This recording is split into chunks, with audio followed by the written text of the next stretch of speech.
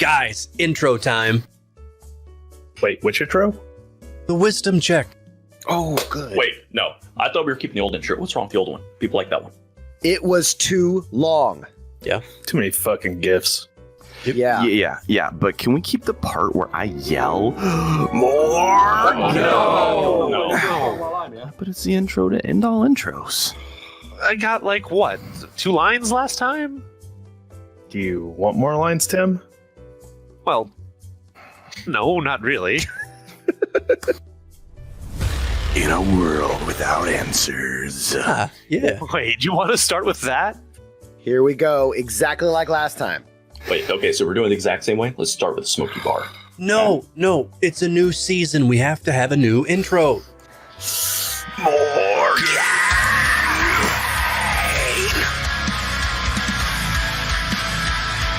Not sure why we thought this would go any differently.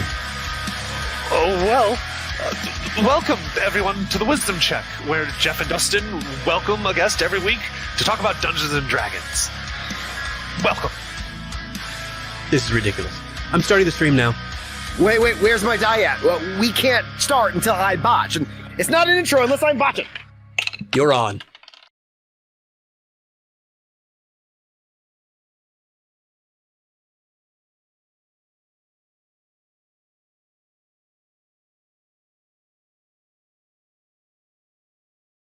Hello, everybody. Hope you're having a good Monday night.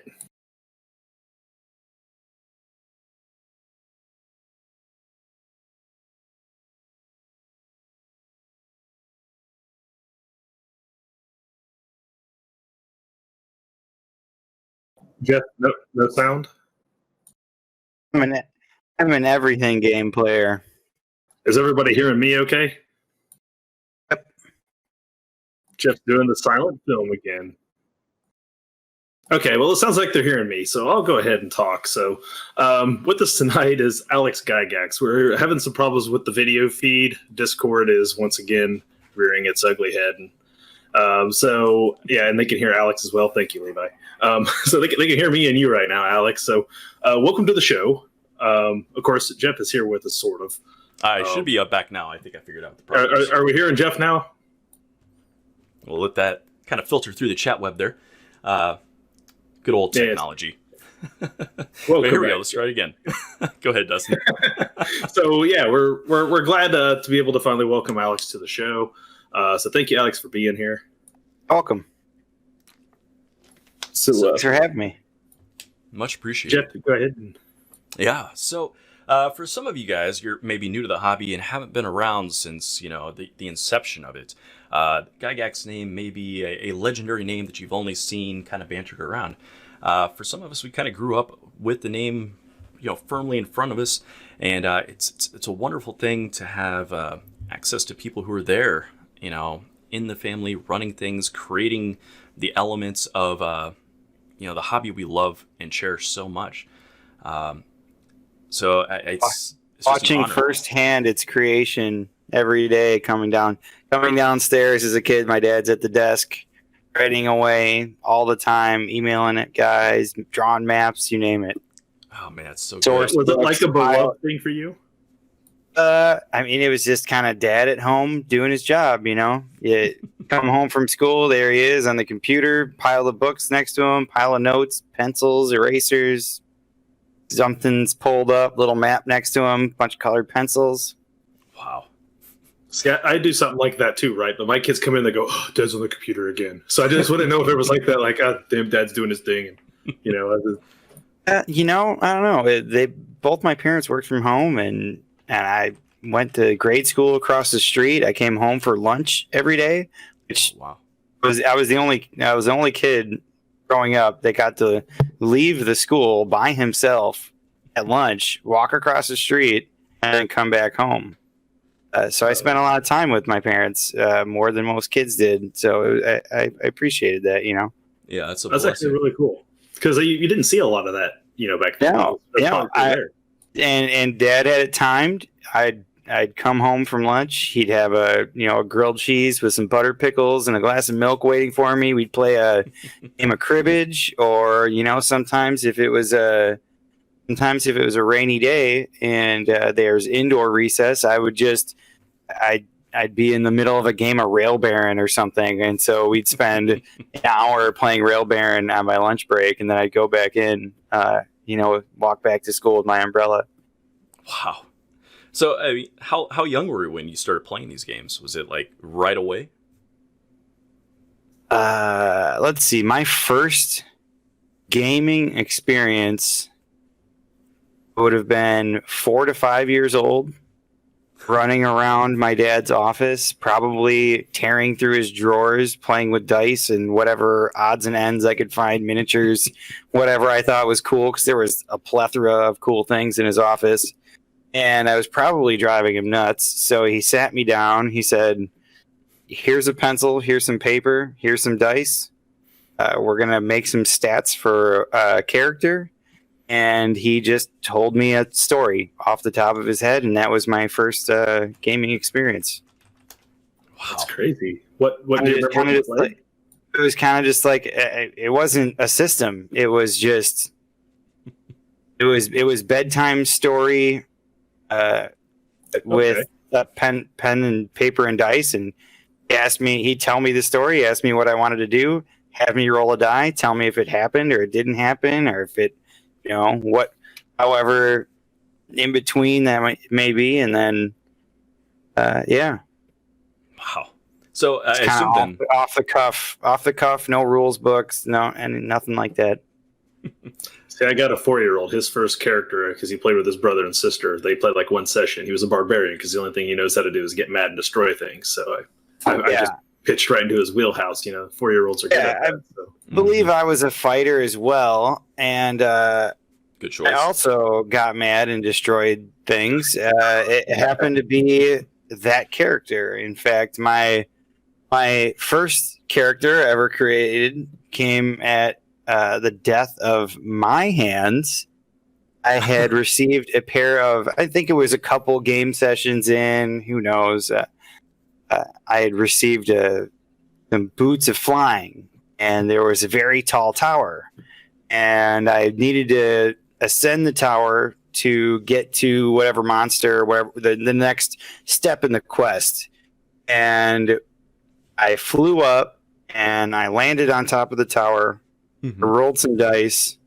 The next thing I knew, my magical boots were being eaten by an ooze, No. and they were gone. And I thought these magical flying boots were so cool, and I was rather upset as a 4 or 5-year-old, however old I was, and said, "Really, Dad? You didn't take my boots of flying away?" And he's like, "Yeah, you landed in the ooze. They're gone." And I said, "All right." I said, "Two can play this game." I said, my character jumps off the tower, kills himself. I grabbed my character sheet, I ripped it in half, and that was the last time Dad played RPGs with me for a little while. I waited a few years after that one. So your Wow. next gaming group then was The next gaming group was at the Game Guild with my brother Ernie when he was running the Hobby Shop Dungeon there in the early mid 90s, I think. wow. Okay.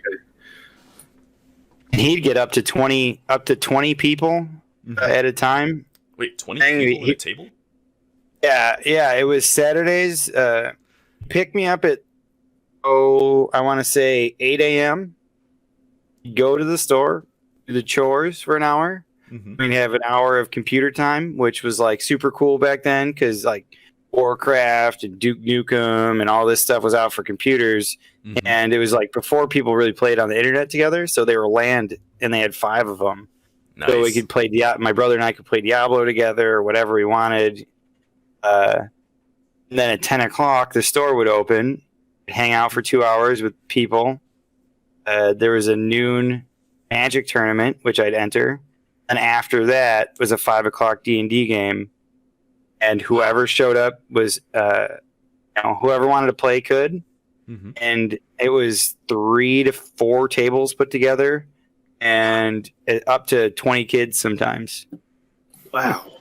That is incredible. Yeah, were Mhm. these persistent campaigns, or were these just kind of more like a one-shot kind of scenario? Because it seems like No, it'd be we're almost talking like we impossible, right? played. It was Ernie's. What I remember was Ernie's Hobby Shop Dungeon, Mhm. mostly, and I believe we played all the Giants. The G it was the G series. Mhm. Yeah, we played those as well. Looks like we're getting a lot of thanks from the chat for you being here tonight. We- So Had a raid from yeah, Ian no problem. So thank you for the raid there, Ian. We also had some bit donations up there a little bit earlier as well. So thank you to those who are donating bits tonight. it looks like Poison Ivy Pika and Hoiniki. Yeah, thank you very much. And man, I cannot fathom running a 20-person game. Like, it gets up to like 6 or 7. I'm already thinking this is a crowded table. You know, that takes a special kind of skill to be able to keep that all together. And we're talking 20 youths. Yeah. You know, we're not talking 20. I struggle as an adult playing with other adults sometimes, but it was a lot of, what are you doing? You have 5 seconds to come up with something. If not, you're getting skipped. If you're horsing around, a rock's gonna fall off the wall and donk you in the head, and you're gonna take hit points. You know, it was a no nonsense. You learned real quick what to do and what not to do, and people died. Were these pretty heavily like dungeon crawl games? Oh yeah, Yeah. super heavy dungeon dungeon crawl. Okay. Yeah, it's interesting because, you know, like, obviously everyone has their style that they like to kind of gravitate towards, and it's just different inside the same gaming group, you know, a lot of times. So, like, it sounds like there's a clear, crisp dungeon crawl style here. Is that kind of universal amongst your group, or do you find there's different kind of factions of styles that kind of roll throughout? My current play group, Yeah. currently, I'd say it's a pretty good mix. I play with Mark CMG Clover from Lake Geneva Games. Mhm. They create Mountain Games, and he also manages Lake Geneva Games. We've been playing in his home brew campaign. He's been working on it since the beginning of D&D, and Grimwald, Mm-hmm. and it's a pretty good blend right now.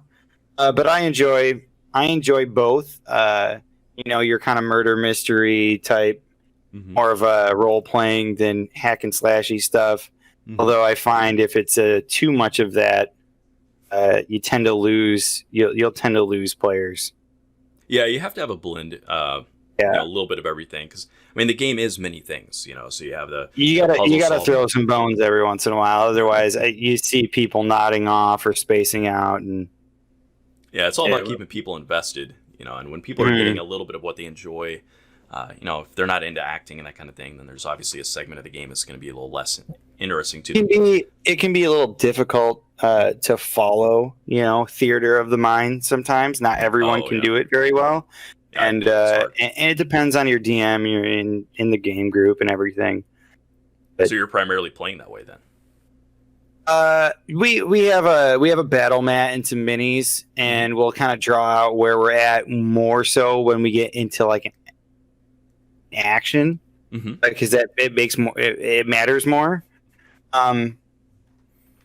Yeah, that's about what we use. You know, it's nothing crazy. It's not like I really enjoy. We were talking about Stefan before we started here. Playing with Stefan Picorni, the fog machine and the sound yeah. effects with the miniatures, and he's got the masks on and the costuming and the voices and stuff. That's a blast, you know, and that's a straight dungeon crawl most of the time, hack and slash, and they're only, you know, a couple hours long. But that's a lot of fun. Yeah, that's pretty awesome. We got a bunch of things going on in the chat here that we need. We got to a Mark CMG here in the chat. It says, Alex, who's the best DM? Mark, I don't want to hurt your feelings, but I've had some pretty good ones over the years. You're up there, though. You know that. I've been spoiled. I told Mark before. I've been awfully spoiled growing up. It was my dad, Ernie, Mhm. Jim Ward, and Mark. Yeah, That's pretty much. That's a that's pretty tough to good beat. group. Yeah, yeah. I've tried to join a few other ones mixed in there too, and I just I couldn't do it. It was like, these Munchkin gamers or whatever the reason was, and I had to get into more of like an old. I guess I'm like an old schooler at heart, even though I'm younger. Well, you're cut from that cloth, right? I mean, yeah, exactly. It comes from that territory. I do want to acknowledge that we got a bunch of subs kind of raining in on us here from Poison Ivy Pika. Poison Ivy Pika and, gets us some folks. where are the other ones? I was trying to scroll up through here. But thank you very much. Looks like we got a bunch of gift subs going out. So thank you very much for that. It's much appreciated. A lot of good news for them also, I believe, if I'm not mistaken, from our Discord. I believe somebody had some special news. That congratulations on that. If you want to say what that is, go ahead and put it in the chat. So I mean, the old school methodology is kind of an interesting one because it does seem to have more of an emphasis on, like, I don't know, questioning or testing the player than the character sometimes. Is that kind of a tendency you notice with it? Is that something you enjoy in particular? I think that it was a lot of you give the players lots of opportunities to do the wrong thing. And when the best way I've ever heard that described. That's clever. And then when they do the wrong thing, it's not like, oh, I'm sorry, let's backtrack. That's what happened. You're taking damage or you're dying, and pull up a new character. Well, I think the player makes a mistake and only the dice then can save them after that. Exactly. That's how it goes. Yeah, it's an interesting one because like that is something I think is important in gaming, is to have consequences, that make sense within the system. And when that's not there, it kind of cheapens some of the things that are occurring in your game, I find. So there's a lot of you strategize on not just currently what you're doing, but your character and how to utilize items, how to utilize spells and abilities, and work as a team.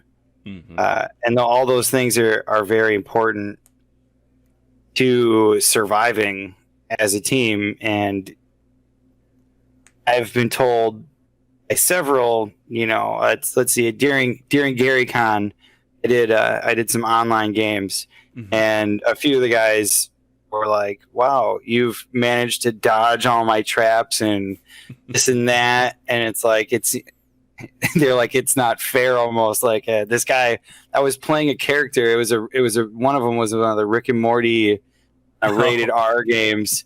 He gave me a character that he said was the most useless character that he had created. It purposely gave me this one, and there was I'm trying to think. It was the husband.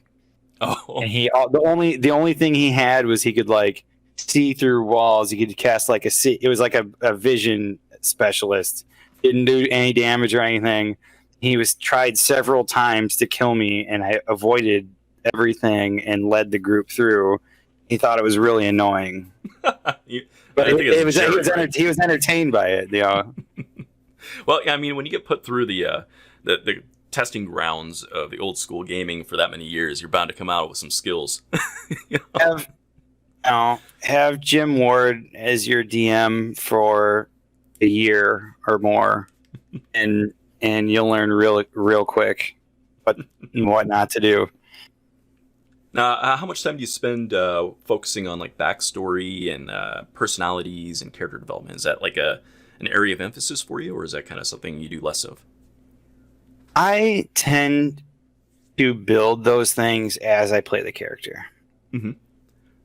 Yeah, I'll have maybe something small that I can work with in game, but a lot of times I'll start playing the character, and as I play it, I'll decide, how it's going to work or not. And I don't ever try to use it as an advantage. Like I know I've noticed some people will be like, oh yeah, I needed this skill. I just happen to be from this area where I don't do it like that. It's more of like, favor.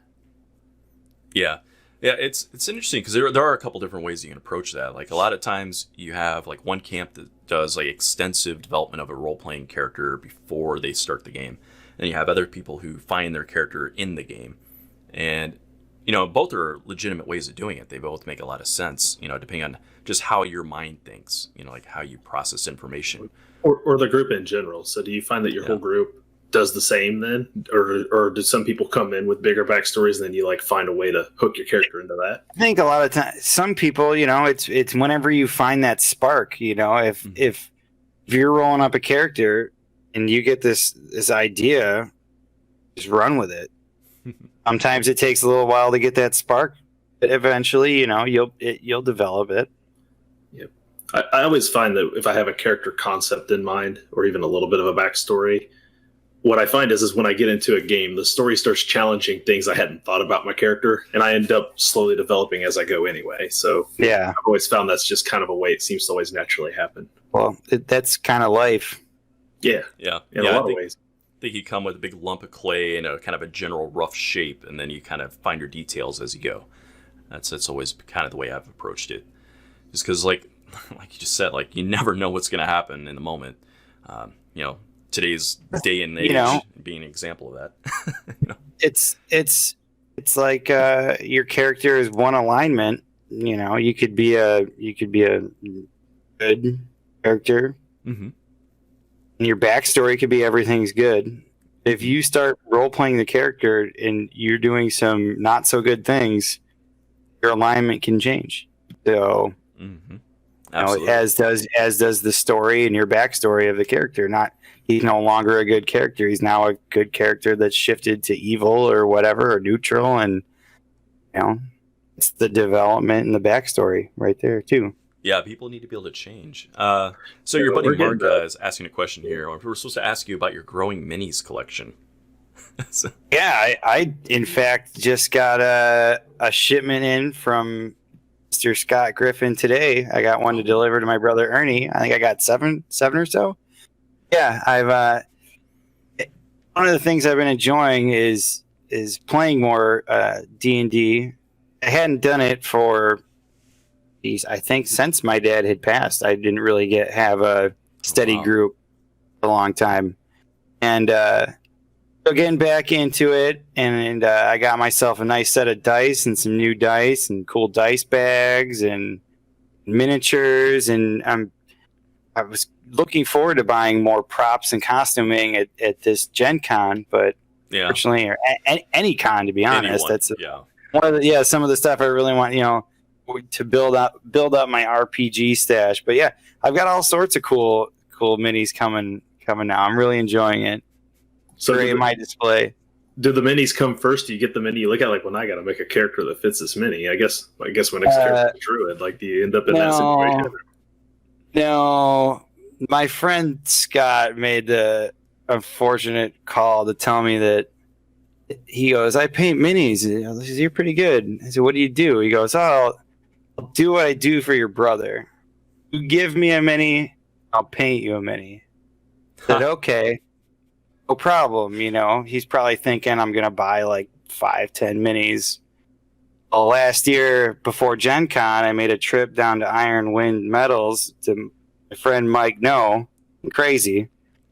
And I bought minis by the pound and brought a couple pounds worth of minis back. So I dumped a couple hundred on Scott and said, I'll see you in a year, Oh, wow. So, wargaming was kind of where a lot of TTRPGs came out of. So was your father's mini collection pretty expansive? Because was he into wargaming prior to things like D&D?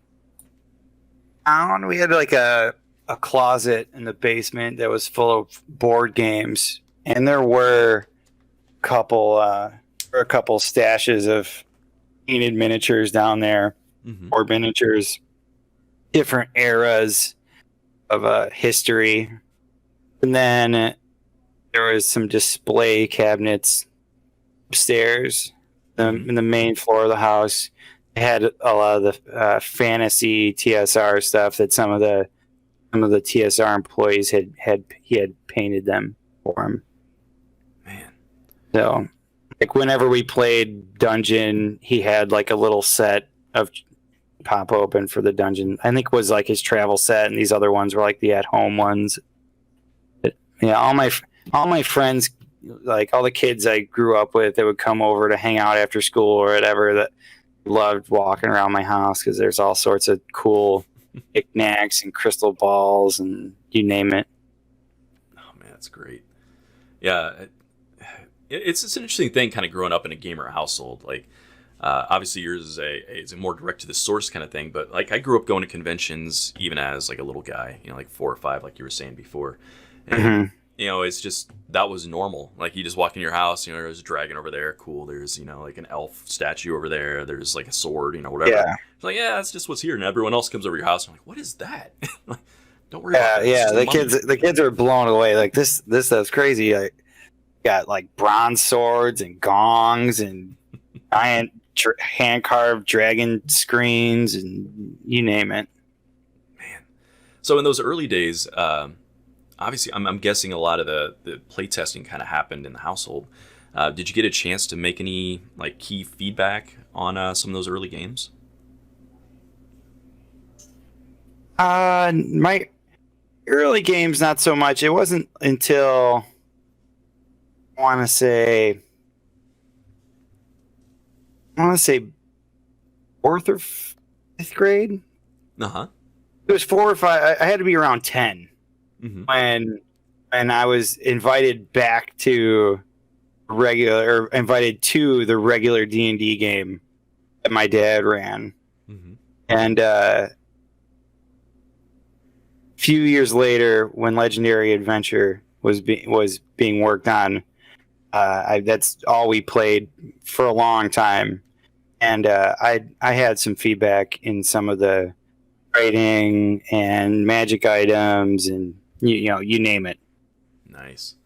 He asked me, what do you think of the art? What do you think of the books, the bindings, the pages? I was his demographic of the high school or middle school kid that was going to be eating it up and playing with it and abusing things. So, yeah, it's good to have a good playtesting group out there to find all the little things that could pop out. Yeah, you're right. It's high school we're not too scrupulous, I think, with our gaming. There's always something bending here and there. Yeah, you're kids, you expect, Yeah, it takes a lot of growing up, and I don't know, gaming seemed to be one of those things that helped us grow up. To experience a lot of different things, to tell stories, to go through stuff together. It's kind of a magical thing when you really sit down and think about it. Looking back from all the years of hanging out at the Game Guild and with Ernie and everyone that used to hang out, I think that it's built a lot of long-term friendships that a lot of other interactions, like a e-ball or whatever, you do that as a kid. Baseball, I couldn't tell you maybe 2 kids I ever played a baseball league or soccer with, growing up. But I've got all sorts of friends that were there every week or every other day at the game store hanging out. So, yeah. And we were just discussing this a little last week with our guest that gaming is one of those things that at 40 years old now, I can still do. Yeah. Like I can't play basketball like I used to, not, for 5 hours on end, running up and down a court. I'd kill myself now, but we can still get together and game with my friends. So my basketball friends I don't see like I used to because I can't do that anymore, but I can still game. Yeah, and it's very true. Yeah, it's a special bond. It's a hobby we can do that and thankfully now, but with the online options, you can still play when you're distant from one another. Or say if you're in lockdown due to COVID, you can still play games on a weekly basis. These things can still happen. Yeah, you don't feel so far apart from everyone now with the internet and some of the capabilities we have, as opposed to just late 90s. Yeah, I mean, it's only been recently, really, that we've been able to do all this stuff. Yeah. Are you doing a lot of the online? I was trying to think of when it was when BJ first told us about Roll20, and we were like, we'll never do that. We'll keep getting together in person. That was like a long time ago. Yeah, it seems that way. I'm a pretty avid in-person gamer. I'd much rather sit at a table across from someone than online. Yeah, I think most people are that way. We just don't have the fortunate capability. It's a little tough right now. I mean, even before all that, though, we're so spread out. You know, you get to adulthood and everybody starts taking jobs, starting families across the country from one another, and those gaming groups that used to just meet around the table. They have to adapt. And, we're finding, for us, that's the only way we can play. But God, those in-person games are so much better. Like, there's just a magic that happens. I agree. It just you just don't get the same feeling, the same joy as being over the internet. You'll still get some laughs in, but the magic isn't quite there. Yeah, you need that like side conversation. You need to be sharing food. Having a drink together. It's like the little things that throwing stuff at each other. Well, yeah, tossing that one misbehaving dice. Hopefully only one. But yeah, I mean, there is something about it. Like, it kind of fills that social that niche that you need as a person. Like, yeah, you can go to the bar pretty frequently, but then there's this other alternative thing you could be doing. And I don't know. To me, they feel similar. Like that. Like, get a group together, have a little adventure for the night together, and just have some fun, let off some steam, relax. Do your thing. I mean, do you kind of feel it kind of fits that same role for you? Yeah, it's playing online doesn't capture my attention as well as in person. Mm-hmm. Is that just a matter of technology though? Because like I can be here talking with you, and I have two monitors, and I can also be reading chat and checking my Twitter. Like you can do a lot of things when you're at a computer. I'm sure it's I'm sure it's a bunch of stuff combined. I don't know if I could point my finger at one thing specifically, but it's maybe it's just because that's how I grew up. I grew up, I was a kid. My dad was running, his weekly game. There's my brother and his friends and other guys, and they're downstairs and they're laughing and they're having a good time, and they got snacks and sodas and candy, and I'm hanging out with everyone, and that's what it's about right there. And sitting in front of a computer with a headset on doesn't quite add up. Yeah, it's interesting too, because like there's a different genre of game that we all play that way, obviously, in video games, and it does its thing. It's fun. We have a good time. We all play the games together, but it's not the same as the tabletop experience. They do different things for us. And it does feel different. Like it does feel like the tabletop game has its own life on that table, as opposed to on the screen. Yeah. So, like, kind of in that vein, though, like, obviously you're playing a ton of video games, it sounds like, and I play several different ones. I don't know if I always have enough time to go through them all. Mm-hmm. I get a couple hours in here or there. I've been pretty busy lately. You'd think with this whole Corona thing going on, I'd be sinking all these hours into games, but I've been keeping myself busy in other ways. Oh, sure, yeah. Now, do you find that there are good RPGs on the video gaming platform that you get into? Oh yeah. There's a lot of cool things that video games can do that RPGs can't, and vice versa. It's like a video game's not going to fill that void of the camaraderie of like making a best friend and hanging out and pointing at the pizza stain on your character sheet. Yeah. But like I really enjoyed Skyrim came out. Dimming the lights down in my room, cranking up the surround sound, and like just entering the void, going into, having your big screen there, your surround sound, and you're going off into this like this world. It's like you don't have to close your eyes and imagine it; it's right there, kind of thing, which is cool.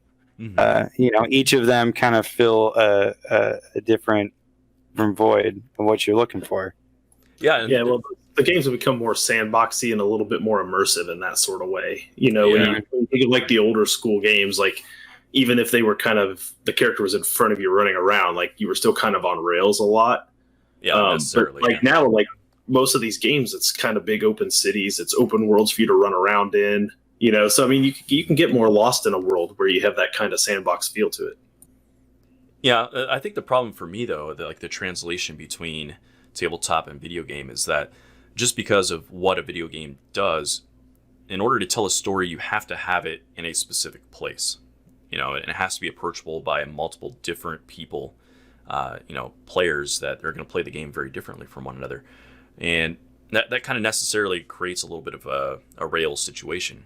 It's not like a tabletop experience where, like, if your players decide to go into a different city altogether, add on a whim, that you can just improv and make that happen. And so it's I think it's challenging for video games to do that open world thing and still capture that quality of narrative that you get in, say, like some of the old Final Fantasy games. But they also, they handle the action a lot better. So you can have those like really cool visual experiences. You can have those like really fun, like, fight scenes and stuff that I think video games probably do a better job of. Certainly a faster job at it, but like you said, they do different things. I'm really curious to see if there are going to be games coming down the line in the near future that allow people to have the tools to create good stories that can change on the fly. Or maybe like VR usage that can like kind of open in some new technologies. Like, do you see anything on the horizon that kind of is aim in that direction at all?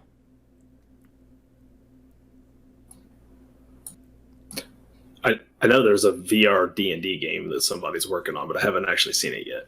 So, did we lose Alex? Are you here? Did get a little quiet, didn't it?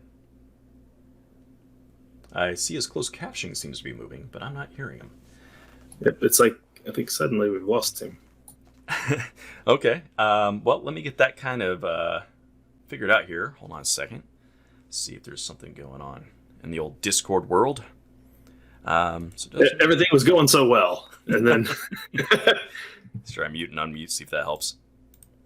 Technical difficulties, always a fan favorite.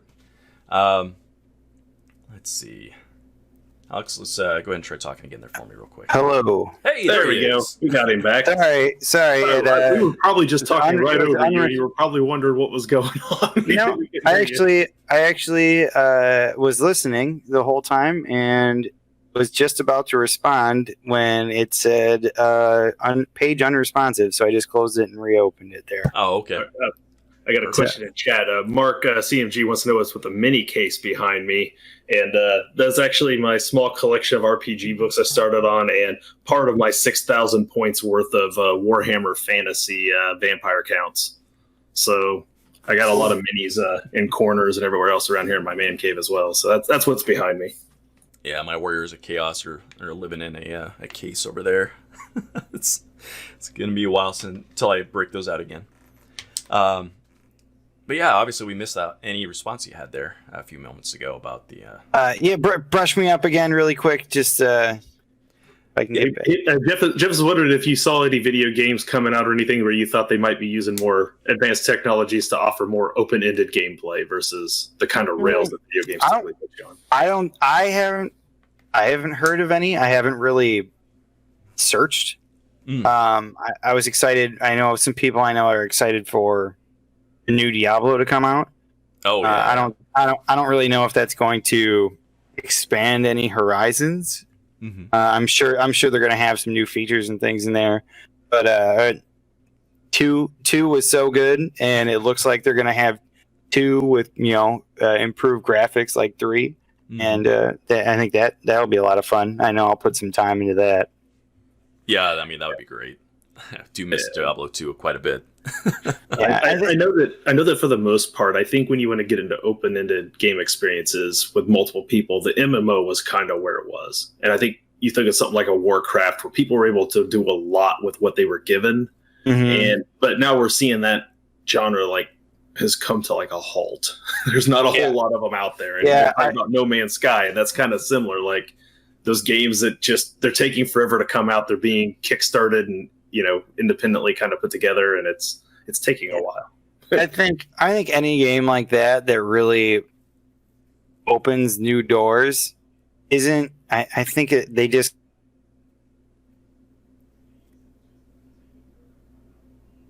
May And lost the I audio think again. talking, we lost him again. All I right. feel like Oh, there it's he tough is. for something like that to become popular just by the hype train. Yeah, I mean, and like right now, people are fiending for new content. It is a single player's world right now. Like the single player market is Yeah, so yeah, many good games. I think that like a lot of the really good RPG style games are single player, and it's just kind of maybe they just haven't found a way to combine the two and to make it feel right. Yeah, they've done a pretty decent job in a couple instances, like PoE or. I have one of the a originals. friend who's a huge PoE player. Yeah, we He had a lot of loved fun with those. he loved Diablo 2 growing up, and would like trade accounts and sell accounts and make Oh, yeah. money and keep it going. I mean, he was hardcore into it, and he loved Final Fantasy X, really big into that. And he found PoE, and he was like, "Oh, this is great! It's like a combo of the two." I went over and I watched him play for 5 minutes the other day, and it was insane. All right, so we got a couple questions coming in from chat from our DM Levi. He wants to know, and I think he's looking to start a fight here or something. He wants to know what your top 5 favorite tabletop RPGs are. He's gonna make you list some other games you played besides some D&D. So what do you like to play? Well, to be honest with you, I've really just played first edition. Mm-hmm. Let's see, first edition, Legendary Adventure, Metamorphosis Alpha, original edition, Wow. and I just last summer for the first time played 5th. I think I've played 1 or 2 hour games of 5th edition. Mm-hmm. So it's pretty much just been AD&D and Legendary. I loved Legendary Adventure. I played a ton of that growing up. I loved building the characters and the system. I wish I could play more of that. That was honestly, I mean, you can't go wrong with original, AD&D stuff, because all the stories that were created for it and the art so iconic. But that's pretty much the my bread and butter right there. Looks like we missed another question, but I think it's going to be a He challenging answered question it, I there, think. Airlaser. Airlaser's wanting to know if you had a favorite. Well, she asked for a 5th edition character class build. I'm going to guess that that's probably not going to be something that you got. I couldn't even tell you a character class build for 5th edition. His favorite is the one he played in that one game he just mentioned for 2 hours. I guess we could Yeah, broaden it, though. Do you have a class in general that you kind of gravitate towards? Not at all. Yeah? Just play a little everything? I liked, whatever needs to be filled, I'll play it and try to utilize the skills as best as possible for the situation. Any class, any character can be just as good as any other one in the right situation. Mm-hmm. Oh, yeah. I mean, from a functionality standpoint, for sure. There is a tendency, though, I think, for some people to gravitate towards certain feels and styles of character classes. Some people really dig those melee upfront guys, and some of them really like the complexity of wizards, I grew up playing a ranger in Ernie's game. I was a rogue in the Legendary Adventure campaign that I played in for several years. Right now, I'm playing a magic user in almost every online or small kind of con campaign or one-off stuff. I've been a cleric, so it's I'm all over. Man, so our chat is blowing up right now with notifications for gift subscriptions flying around from Poison Ivy Pika. So thank you so much for that. I don't know how many you're up to tonight, but it is a lot. So we appreciate that. Up to 8, it looks like. 8 of them. Yeah, you moved up into the number 2 slot for gift subscriptions. And you're not done. Okay. So, well, thank you. Thank you for that. Pika's having a really good day, and since she's gifting so many subs, we'll just go ahead and congratulate Poison Ivy Pika on their engagement today to Z-Bomb Gaming. Yeah, two congratulations. Two of our people who follow us. So Congrats. That's pretty awesome. And if you guys are in the chat and you're new to our channel, we do have a Discord where we found that information out, and the community on there likes to talk a lot. So one of our mods will be able to link that for you. If you guys can go ahead and join up and be part of conversations as we kind of go. Find groups to play games with and all that kind of stuff. Let's see. Airlaser also wanted us to ask you if you have any MMOs that you play, Are there any in particular that you enjoy? Or have enjoyed, I guess? I've been liking the Borderlands series. It's kind of a first-person MMO. You know, I'd say that's. I purposely never got into World of Warcraft. Mm-hmm. I had a bunch of friends that got into it. I knew that if I got into that, it was going to be the end of my social life. Yeah. So I purposely skipped that one. I knew I'd like it too much. Borderlands came out. I thought that was really cool. Mhm. I think that's the most recent one. I've pretty much played all the series. It's got a good sense of humor, and the gunplay is really great. So it's Yeah. I like the kind of like the quirky character builds where like everything's kind of got a negative effect, positive and a negative. Yeah, As far as we made a friend of our DM, Levi. He is a huge Borderlands fan. He's going nuts in the chat right now over your head. Yeah. Same. And Randy Pitchford's a big D&D fan. He grew up playing the D&D, so I mean, it makes sense. I mean, it's hard to go into any of the online games or video games in general, or just gamers, period, without having some connection back to Dungeons and Dragons. Like that seems to be like the inspiration that everyone uses to get to another place, and it's the Allspark. yeah, exactly right. It gets us places that I can't imagine we would have got to without that first game coming out. You look at just all kinds of stuff. Movie producers, writers, and stuff. They all credit your dad's work and inspiring them to do what they do.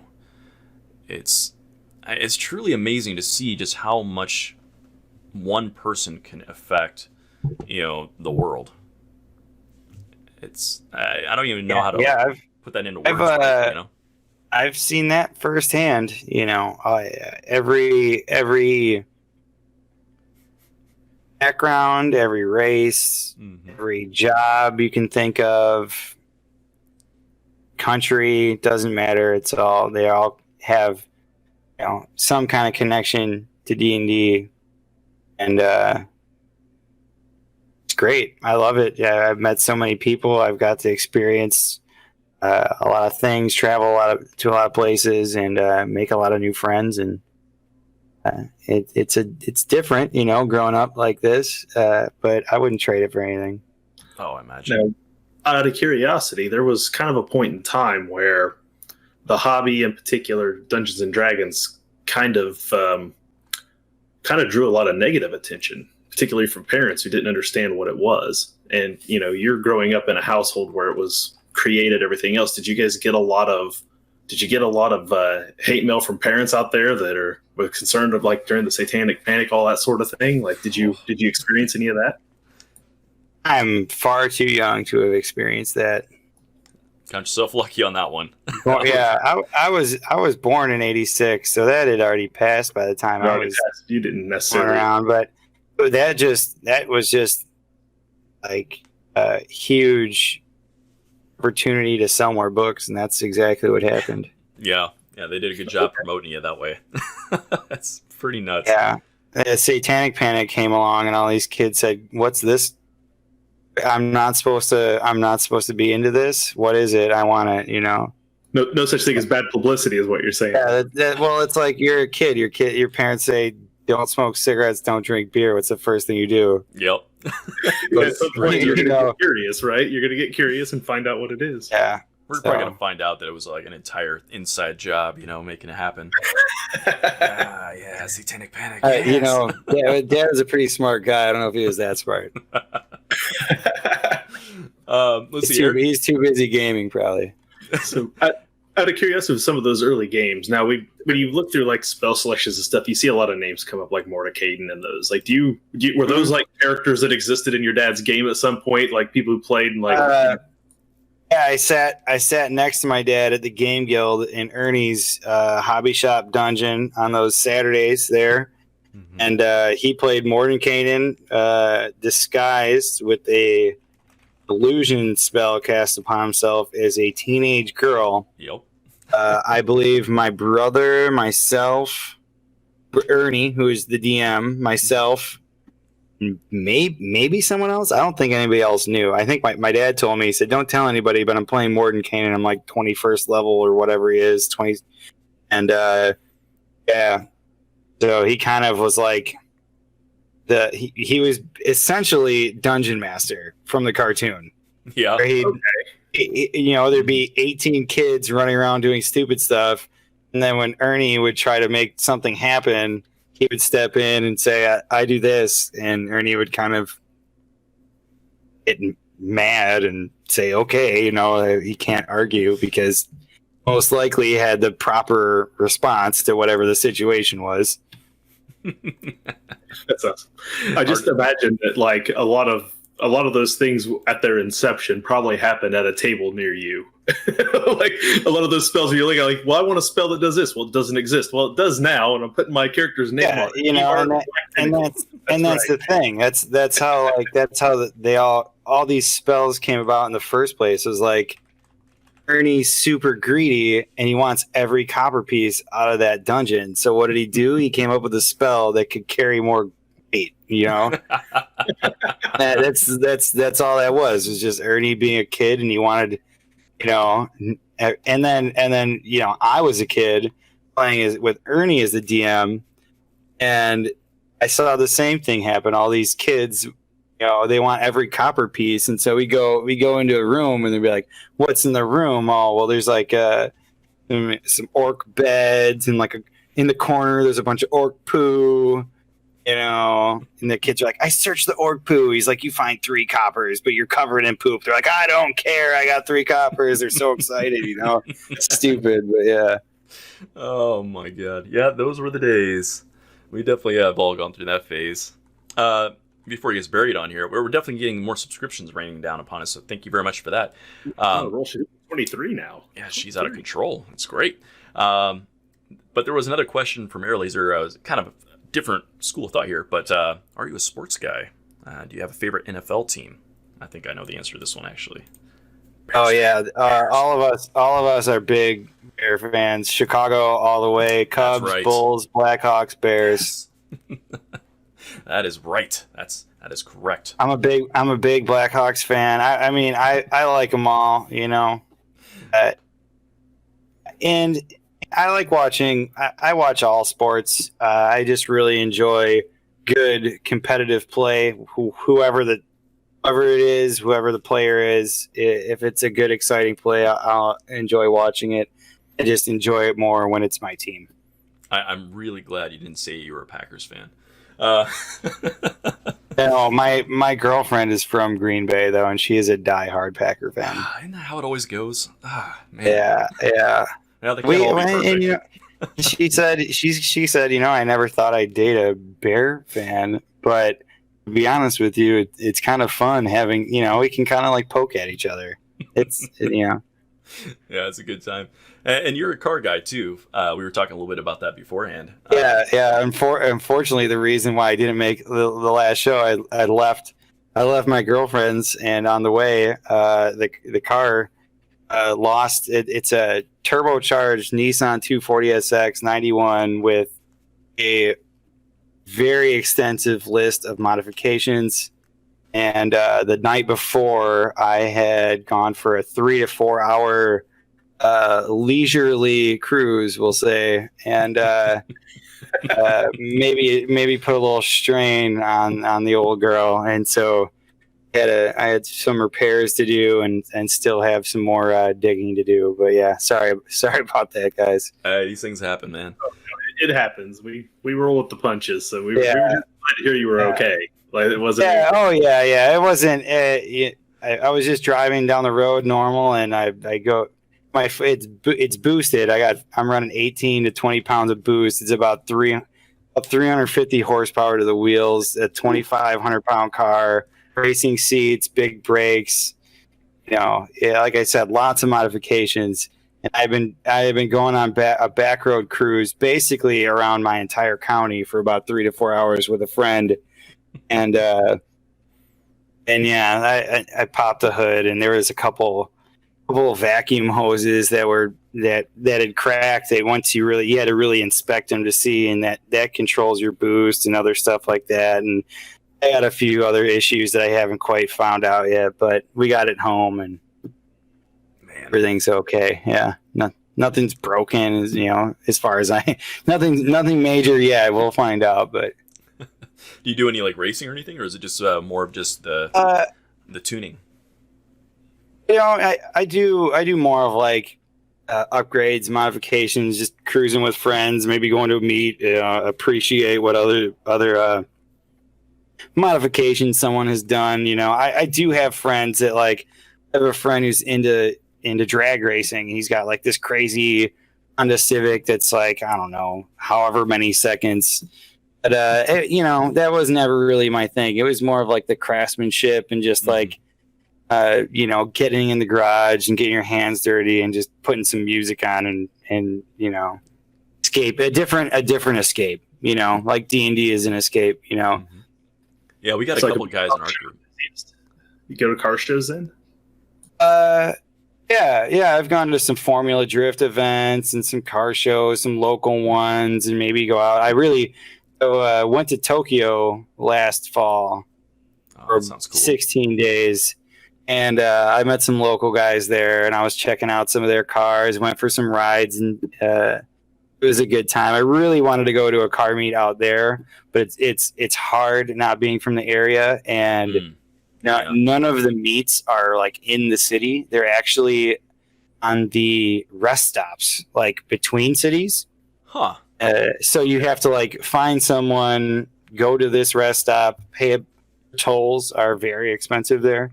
You have to pay all this money in tolls to like get there and back, and maybe next time, but yeah, man, that sounds like a lot.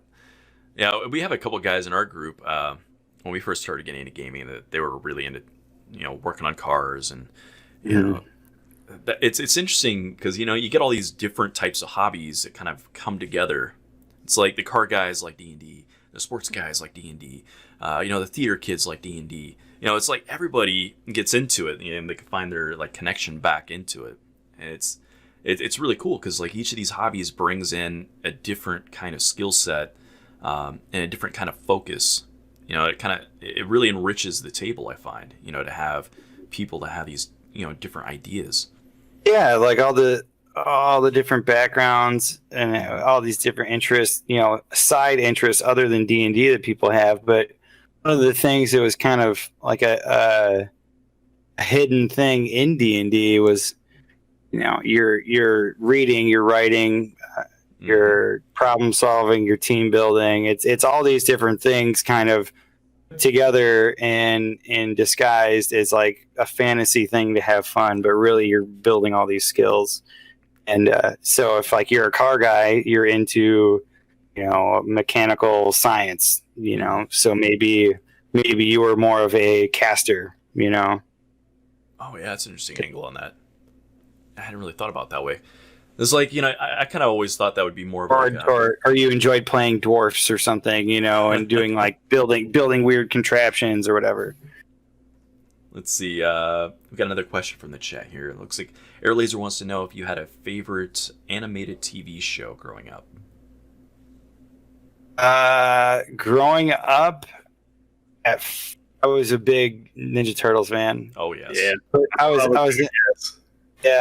was in the official fan club. I had a duffel bag full of Ninja Turtle toys. Every Friday, Dad would walk me down to the local ice cream parlor. We'd get a scoop of ice cream on a waffle cone, and we'd walk to the little department store there. I'd pick out Ninja Turtle, and we'd walk back home. And one day, we stopped. My dad had, I don't know if anyone knows this, some people might, but he had a bad leg. He couldn't walk long distances without being in a lot of pain. Mm-hmm. So, I mean, this was only, 3 blocks, about 3 blocks or 4 blocks there and 3 or 4 back. We stopped going, and I was pretty young. And I was like, all right, well, we're not going there anymore, but I'm still getting these Ninja Turtles. So they got to be somewhere in the house. So I searched the house top to bottom, on the closet they were in, opened the bag up, and started tearing into some Ninja Turtles. Parents were not happy. Found a secret stash. I also let's see. I had the giant Ninja Turtles, like the tall ones with the little size and stuff, and little bandanas you'd put on with the nose. I had all sorts of cool stuff. And one day, I think I grabbed some of my accessories, walked into the bathroom with a green Sharpie. Was in there for about I don't know 30 minutes or who knows how long. My mom comes in the bathroom. She's like, what is he doing in this bathroom for 30 plus minutes?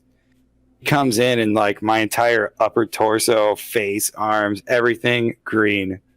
He goes, what are you she goes, what are you doing? Why are you coloring your whole body green? I said, Mom, I'm a Ninja Turtle. And then I spent twice that long getting scrubbed in the bathtub. Yeah, Levi's asking the same question I was about to ask. Who was your favorite turtle?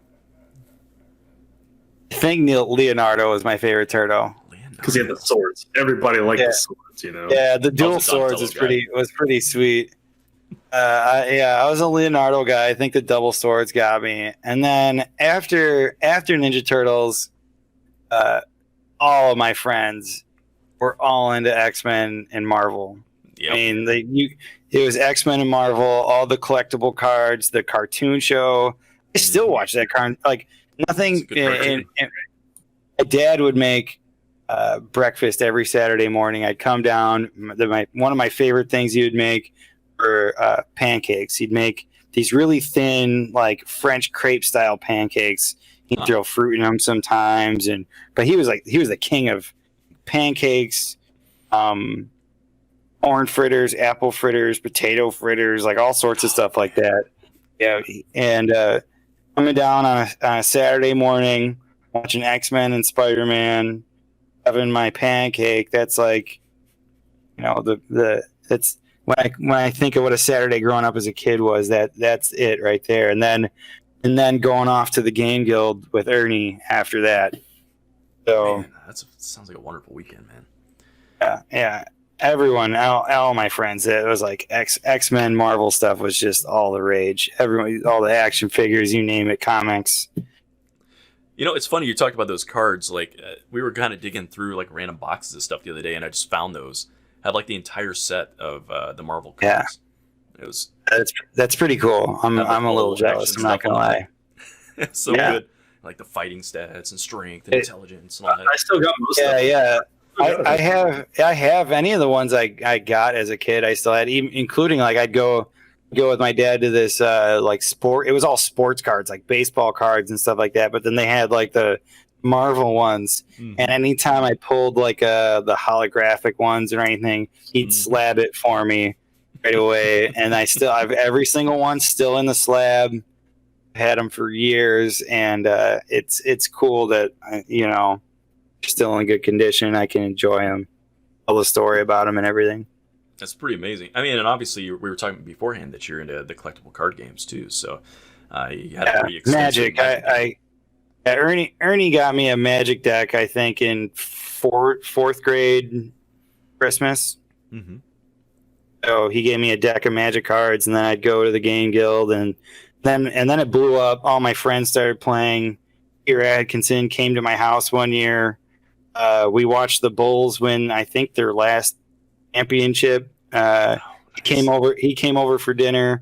We watched the Bulls and Michael Jordan win a championship, and he brought me my first ever booster box of Magic, which as a kid, an entire as a kid, an entire box of Magic cards is like coolest thing in the world, blew your mind. So I was like, this Peter guy's awesome, which he is. But it was really super cool, and I made a ton of my friends jealous, and I had tons of cool cards that I started stomping all my friends with too. So it was good. It helps. Leviathan wants to know which run was that? Weatherlight. Weatherlight. Oh wow. Yes, I've been playing since Ice Age 4th edition. I want to say around 94, 95-ish. Yeah, that sounds about right. Yeah, like would have been the first 8 or box 9. I got was the Ice Age box. Mm-hmm. I didn't get anything Yeah, too cool out of we it, had- unfortunately. Question coming a little earlier from Levi, and I got it based on another one of your answers earlier. I think we might know the answer to this, but he was curious when new editions of D&D come out. Do you or your family get like consulted at all on new editions? No, I don't think anyone else does. Given that you'd answered you only played one 5e game, I'm gonna guess you didn't have a lot of input on 5e. Yeah, no. Kind of went a So- different way. Yeah. Yeah, and it's an unfortunate part of the industry is that there's a lot of I think a businesses lot of involved. that's like they have their writers and their creative direction, and like that's they probably don't want to discuss too much of that with the other people that are in the industry, unless you're gonna sign an NDA and be working with them or whatever. So Now, I guess that brings me to the question of it's kind of industry standard, I think, nowadays. yeah, that's true. It kind of brings me to the next question though. Are you also a creator? Do you make systems and write up stuff? Yeah, I've a couple of my friends and myself have been working on just like a little pet project, doing a fantasy game setting and system. We've been working on details of everything. We've got like Zoom meetings we'll do a couple times a week, and we'll meet up at different cons and stuff like that, and kind of chip away at it. So we be looking for something in the future. We don't. There's no really set date as of right now, especially with everything that's going on in the world. But yeah, it's something that we've been working on. That's awesome. Because I kind of wondered about that because, like obviously not everyone follows their parents' footsteps. Like my dad's an artist. I'm not an artist. Yeah. And I'm always curious about that, whether, somebody is eager to kind of jump into that world. I don't know if I'll ever fill the shoes. I'm a little smaller than my dad was, but I'll stick my feet in there and have some fun. Why not? Yeah. I mean, I know my dad was a mechanic, so he would totally understand all those car things you mentioned a few minutes ago, and I have no idea. Yeah. He wouldn't let me anywhere near tools. Like he didn't. want me to be I forget that I talk about cars sometimes. It's like, I remember some of it, but only because of Gran Turismo. So- Oh yes, Gran Turismo was a game. oh man. So Air Laser coming in says, has Alex seen the D&D episode of Community, and what'd you think of it? Hmm. Did you watch that show at all? I think we lost his audio again because I can see his. Talking, I don't hear him again. Let's see if that pops back here. I see he's saying that he's only ever watched a few episodes. I don't think he. Uh-oh. Did we lose him completely? We lost him completely. Let's see if he's back. he's back. Hey! Sorry, guys, it just keeps dropping. The internet's been not my best friend this evening. That's all right. These things seem to happen. So I'm back. We were talking about Community. I've seen a few episodes. I don't believe I've seen the D&D episode, but I'll have to check it out. yeah, I don't think I've seen that one either. I mean, I've heard it referenced all the time, and people make quotes of it and everything, but I've never actually seen it. Have you seen it, Dustin? I find it difficult to keep up with how there's so many good series and things out nowadays, and there's only so much time in a day. Yeah, So you gotta. there's like infinite good shows out there these days. Are there any that you do really find yourself following on the regular? I watched The Witcher. I watched The Mandalorian. Oh yeah. I'm trying to think of what else. There's been several. It's there's so many. It's hard to keep up. I'm sure there's like 5 others that I really liked that I watched, but there's been so many that it's like I lose track. So there was another question she kind of followed up with Air Laser did about how do you feel about D&D references in pop culture in general? Like, do you see a lot of it out there? Oh, I spot it all the time because I grew up around it. Yeah, I grew up being the D&D kid. The kid whose dad made D&D and have a household full of all that stuff, and I spot a lot of the references and I'll point them out whenever I can to whoever's around. But I think it's cool. And nowadays it's like the cool thing. Yeah. So I mean, you know, I know you haven't done much with 5th edition, but when it came out, in the way that it came out, it has brought in like this whole new giant wave of players into the hobby.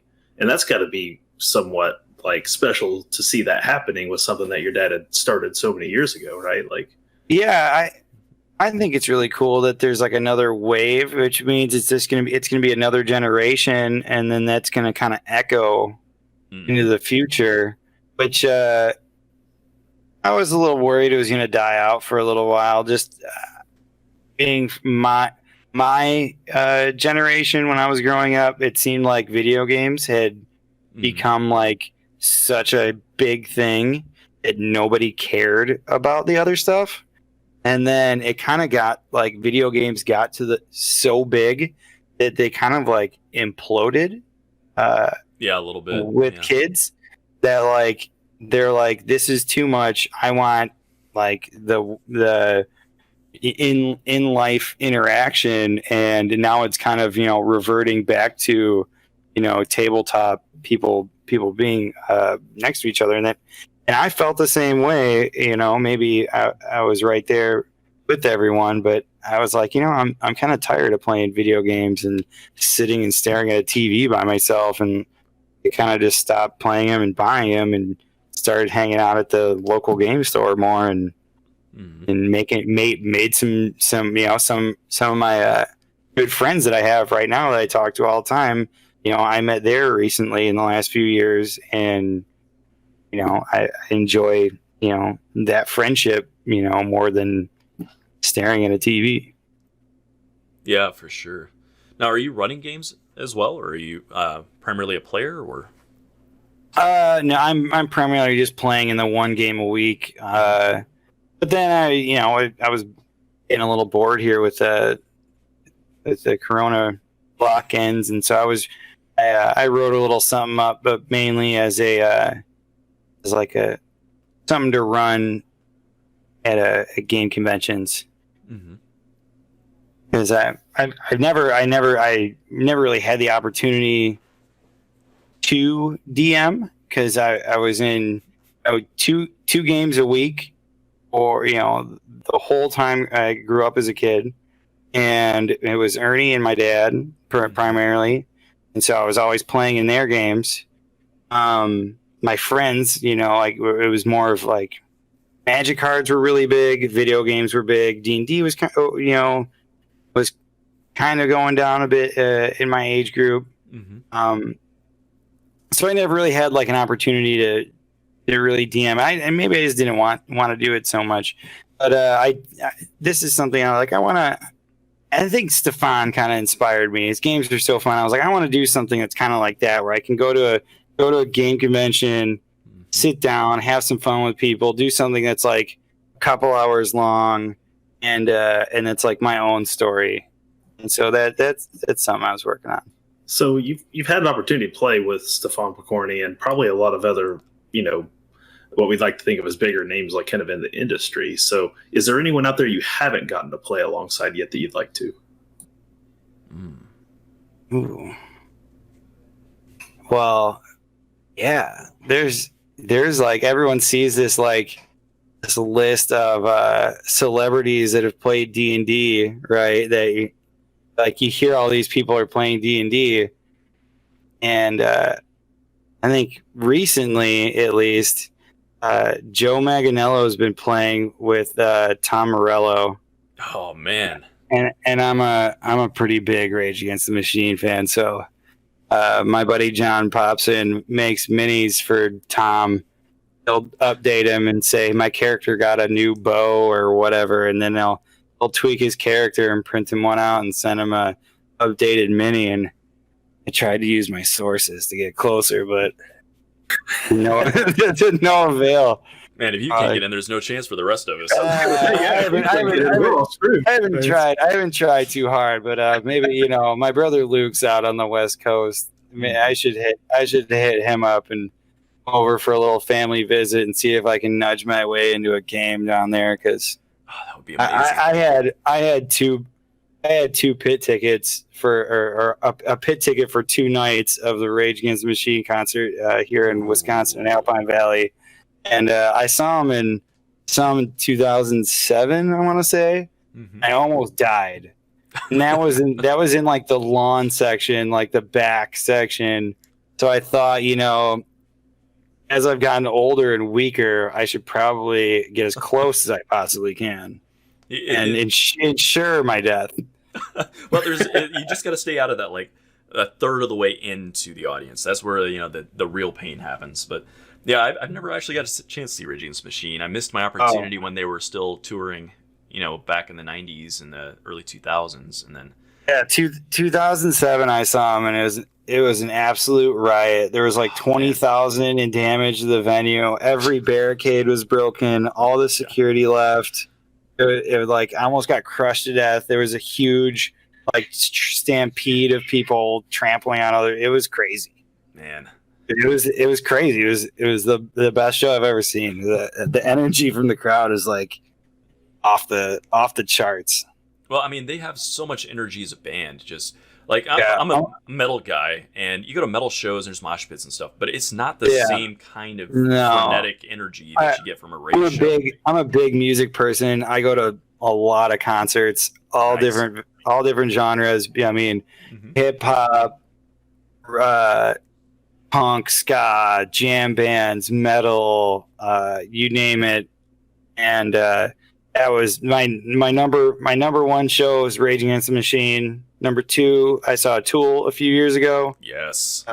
And number 3 is like any Fish concert I go to. I always have a blast hanging out with my friends. And yeah, it's an interesting combination. Like, yeah, but Tool, I've seen Tool probably like 13 times, I think, and that's such like a psychedelic kind of experience. Like, there's something weird about that concert compared to other ones. Like, you go in, you just trance out. Like, a couple songs in, you're just like, where am I? I don't know where I'm at. Yeah, that was let's see, Anima album. One of my all-time favorites. Is so good. It's one of those ones. It's like you're a kid. You're doing your homework. You press play and just let it go. Yeah. And I went, and they hadn't toured for like ever. And it's like it was one of those bands. Is like I so desperately wanted to see as a kid, and I never had a chance to. So as an adult, they came around. I wasn't gonna miss it. I got like these amazing seats. The person next to me was trying to talk to me, and I was just looked at him. I said, "No offense, I've been waiting like 15 years for this, and I really just want to absorb this whole experience." So, let's see. Leviathan wants to know if you're referring to Real Big Fish or Fish with the P. Well, I am a huge punk ska fan, but I'm referring to Fish with a P. Mm-hmm. I've seen them, I'm gonna guess 30 times. I don't know. Holy shit. That's pretty amazing, man. Yeah, I missed my dream concert. There was a point in time I got a chance to go see Metallica and Guns N' Roses when they toured together at their prime, and I didn't get that was it. After that, it was like all other concerts showed up. Yeah. That's like this. That's like this year. I had my Rage Against the Machine tickets. I had some Deftones tickets. Oh, nice. Just thinking about going to see Rammstein. I have a bunch of friends that were going to go see Fish and stuff. And, this year was supposed to be so great for shows, but, not anymore. Yeah, 2020 was supposed to be great about a lot of things. Yeah. It decided a completely different tack was in order. Started getting some of those random charts getting rolled at us. So I know we went off on a little bit of a tangent there with the music, but if I guess as of right now, who would I want to play with? D&D is famous person wise. We'll go with Tom Morello. That might change in the future. If you asked past me, that might have been different as well. But right now, that's who we'll go with. Tom Morello is a good choice, though, man.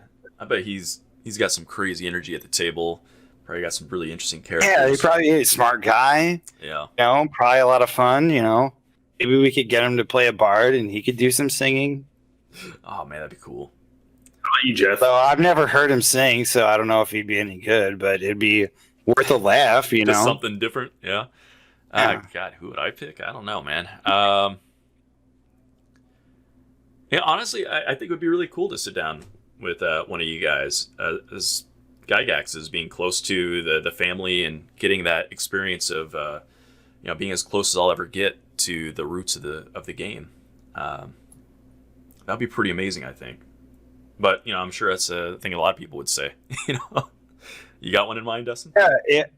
Vin Diesel, because he was the first like A-list actor who ever came out and was like, I play D&D and my movies are based on my character. And I'll be like, I want to play with that guy. So it's always been Vin Diesel. That's pretty cool. Yeah, that's pretty cool. I dug The Last Witch Hunter. I thought, I don't know, maybe that's just my inner nerd, but Yeah, I mean, that was really cool. Seeing I'm like the I'm not Riddick too stuff and all critical that. on stuff either. My dad was super critical on movies. Like we watch whatever movie, and he'd be like, "Oh, this helmet isn't period correct to whatever," and it just you so much. You can only take so much of that before it starts to like ruin your movie experiences. So I just kind of like block it out and just take it with a grain of salt, I guess. It would be another interesting one. Would be Stephen Colbert. Yeah, Colbert would be great. I agree with that. You come out and have him do something like Lord of the Rings inspired. That would be nuts. Anything. I love Steve Colbert. I'd play any character anytime, whatever. He'd be great to play with. It is a great time though. Like just seeing all these celebrities coming out of the woodworks, just saying like I play and here's my game and all that. Like it's like they're not afraid of getting picked on anymore. I mean, it helps to be one of the most beloved people on the planet at the moment. But yeah, no, you have to be out of your mind to try to pick on Vin Diesel. I mean, yeah. Unless it's all camera angles. I don't know. Maybe he's not that big. I'm feeling he is. Probably so.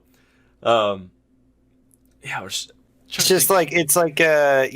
how people view people who play D&D isn't the same as it used to be. And like you were like, oh, you play D&D, and you told some like if you were a boy in high school and you saw this girl you thought was cute, you didn't go and tell her you played D&D. That wasn't gonna help you, where I feel like maybe now it might not be the case as much.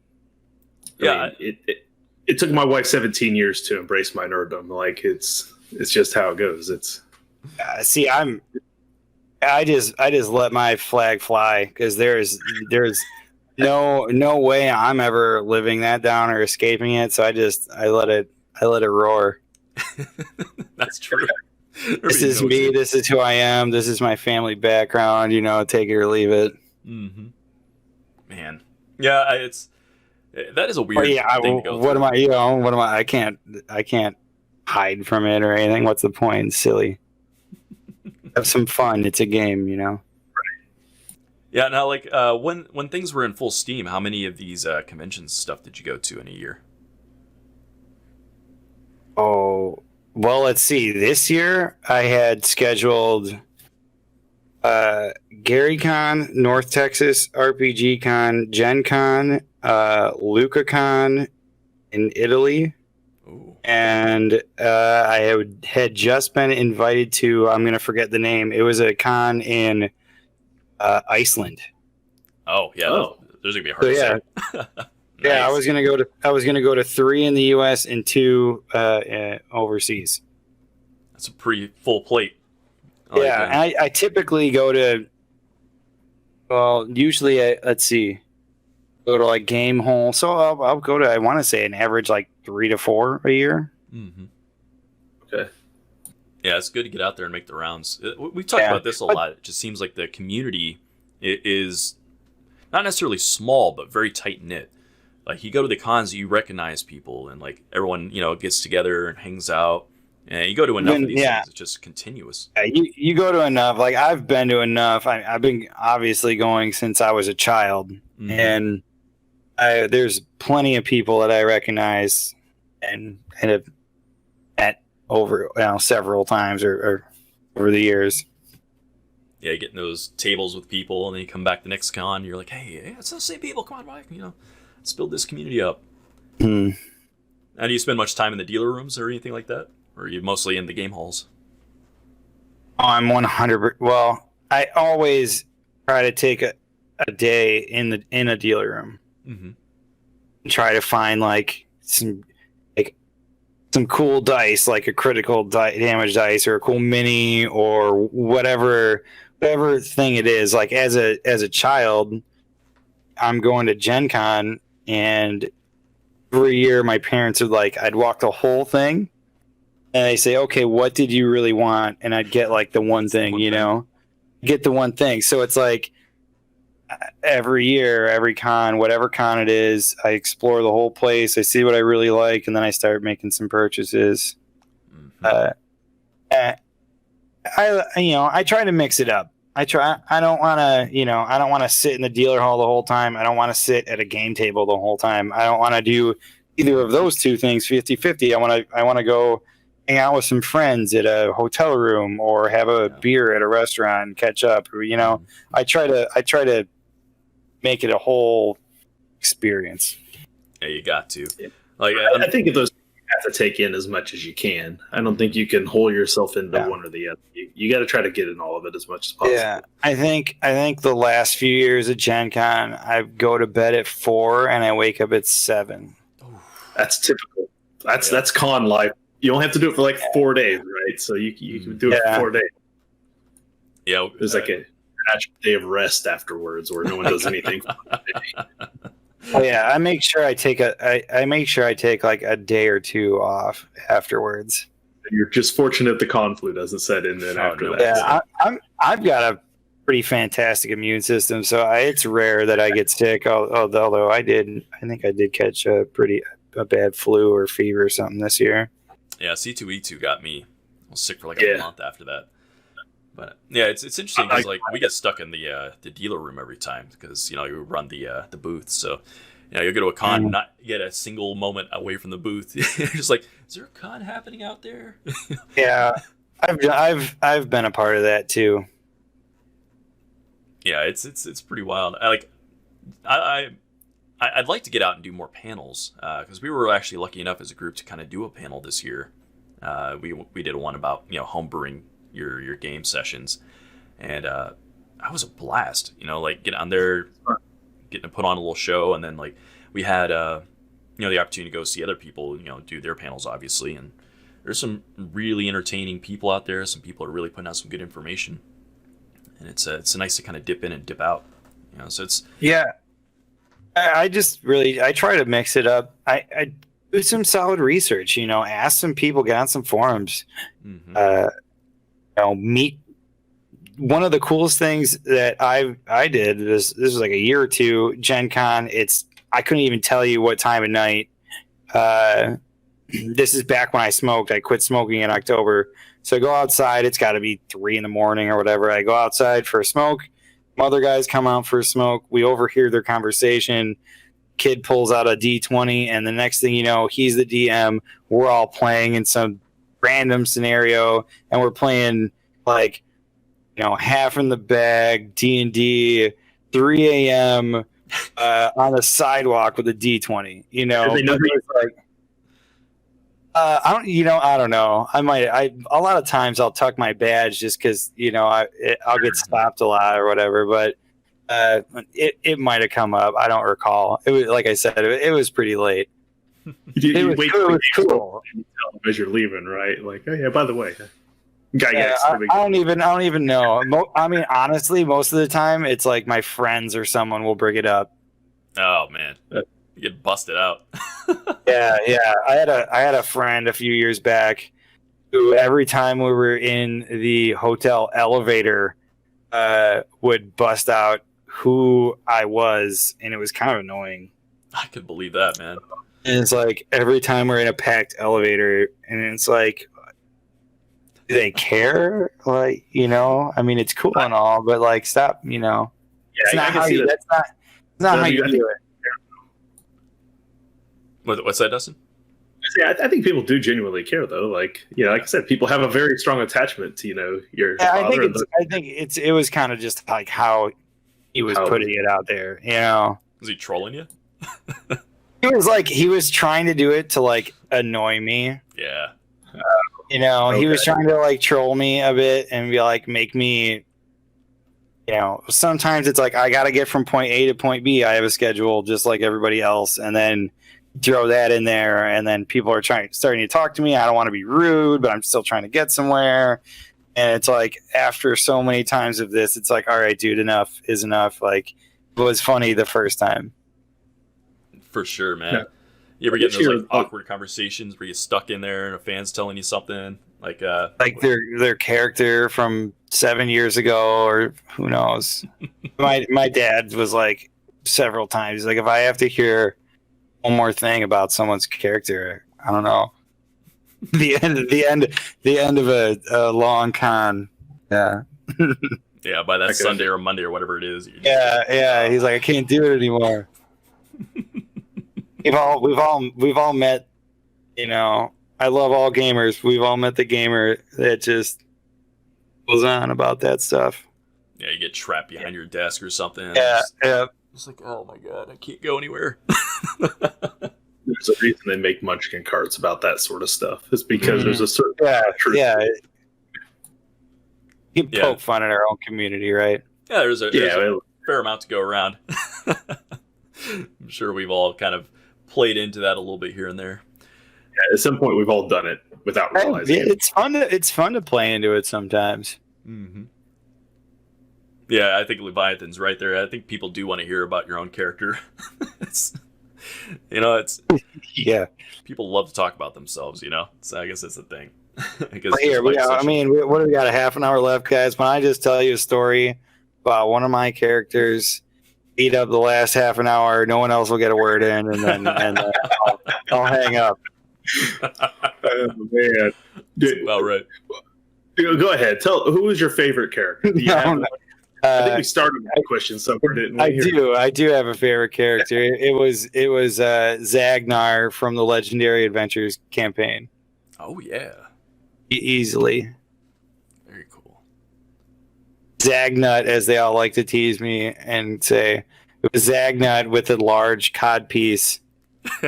Then they'd always tease me about it. I don't know. There was like, grew up playing with your brothers and stuff like that. I really enjoyed playing that with my dad and family and friends, and play testing and coming up with spells and abilities. And I just really loved the system of like I could build whatever kind of character I wanted. I wanted I want this ability, I got to play hard and save up for it, and then I can get it. And the more I use it, the better I get at it. So, that's a cool approach. you look for opportunities to use something, and like I can tell you how many times over the years that like my dad was surprised at like how people or when people would use a skill that like may not necessarily be what you would think of to use at the time, Mm-hmm. So do you feel like he really promoted the out of the box sort of thinking in games? I don't know if he promoted it, but it was definitely accepted. Mm-hmm. I guess it was promoted. I mean, why not? That's the kind of the point. But it's, when you think about so many of the old school gamers, though, a lot of them get really, really defensive about like this is what things do and this is how they work. So it's interesting to hear. He was the guy at the all was very like they're not for it. Like they're not rules, they're guidelines. Right.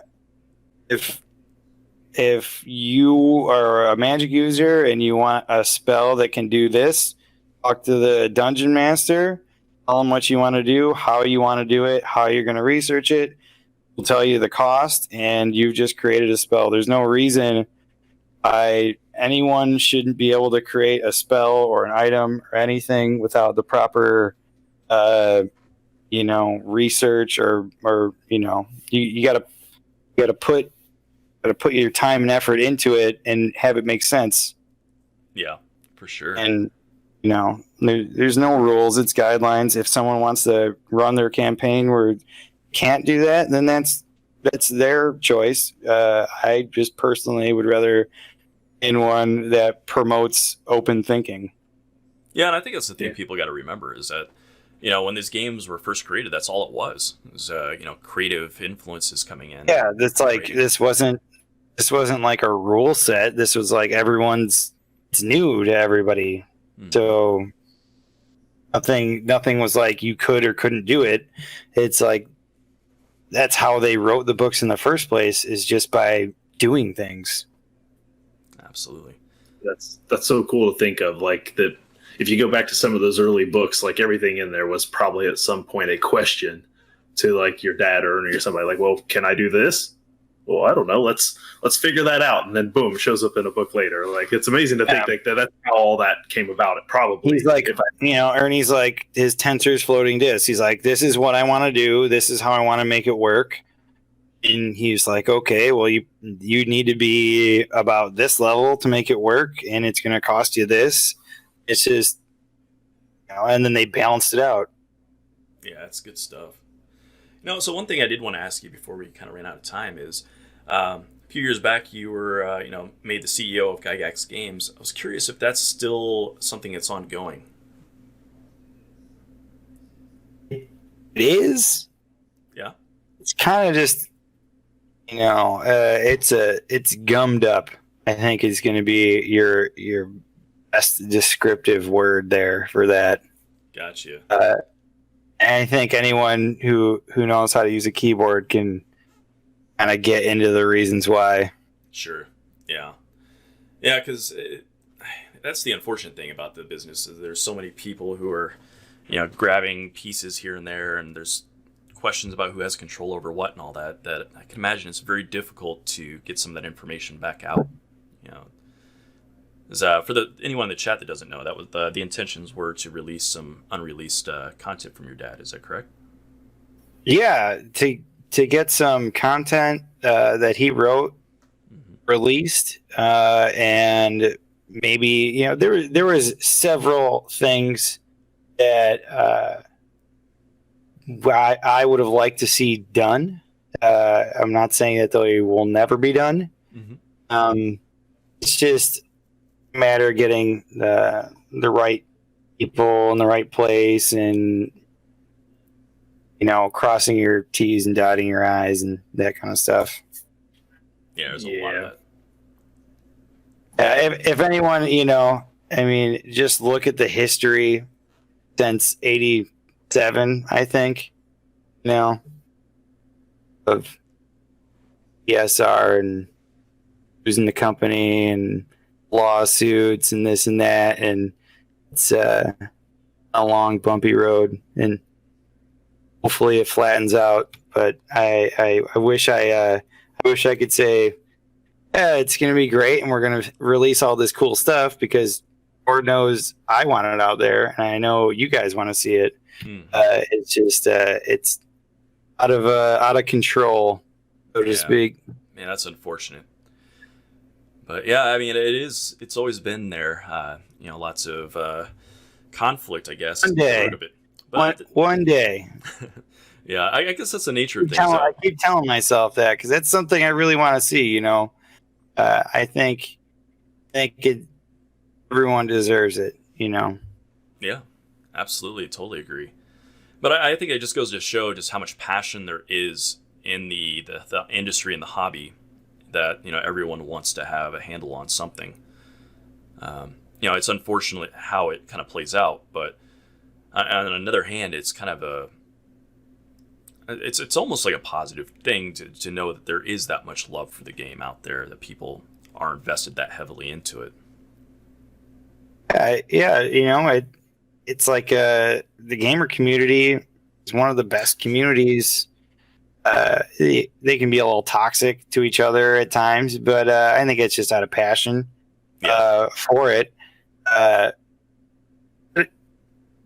Everyone's great. Everyone's been good to each other. It's business and money Yep. are where things start to go awry. I was gonna imagine that when Jeff was talking about people wanting to have a part of for the love of the community, and in my head I was thinking to myself, I'm like, I imagine there's a lot of green dollar bills that Well, there's that's a lot of probably Yeah, a lot of Now, gets it a lot different from being the producer of a product and being the consumer, Yes. because Yeah.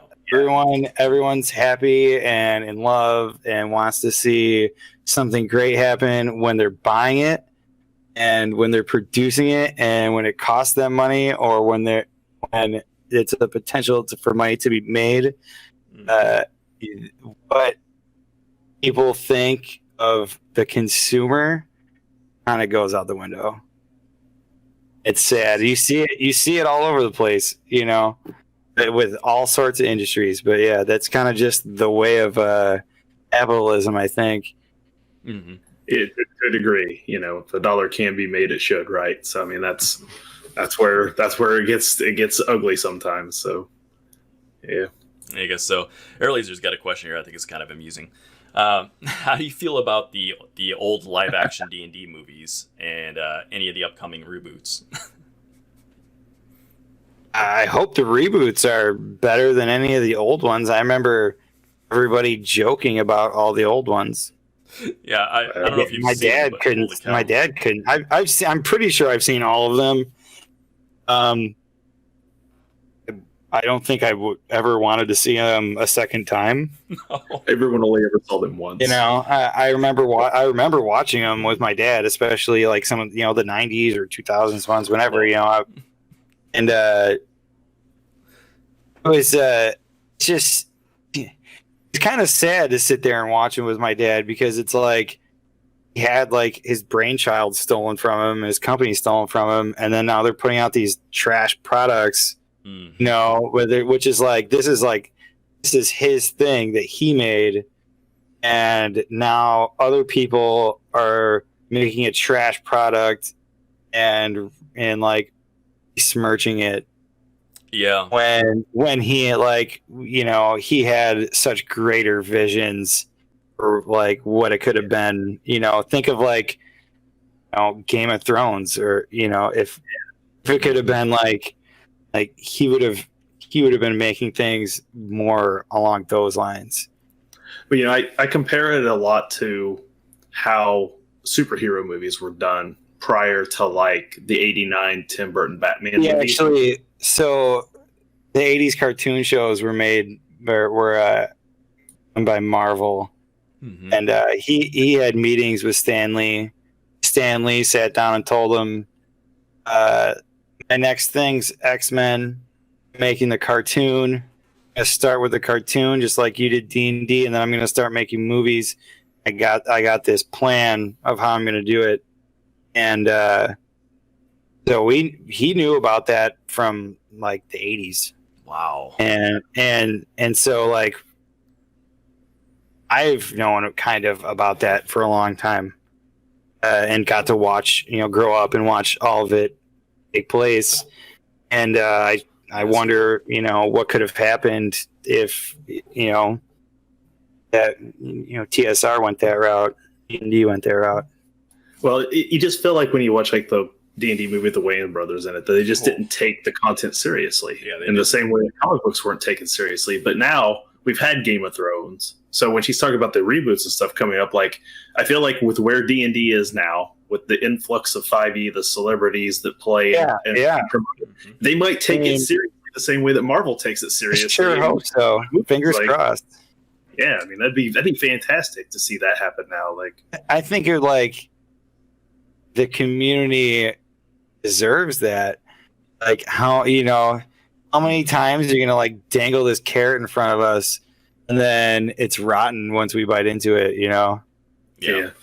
Now, she says it was nominated for a lot of awards, but I'm pretty sure it was a lot of special effects awards. Because the one thing that movie did have for its time some pretty decent special effects. It's just a crap story. Yeah. Yeah, we have another question in the chat here before we run out of time from DL Pancake. He wants to know if you have any original art from D&D. Oh, I'm personally I'm sure I don't think I have anything hanging up. I know I have some stuff at home. Like I grew up in my bedroom as a kid was the gateway to adventure art, the advertising. Yeah. At the end of my bed was that, for kindergarten through high school. So yeah, there's some original stuff floating around.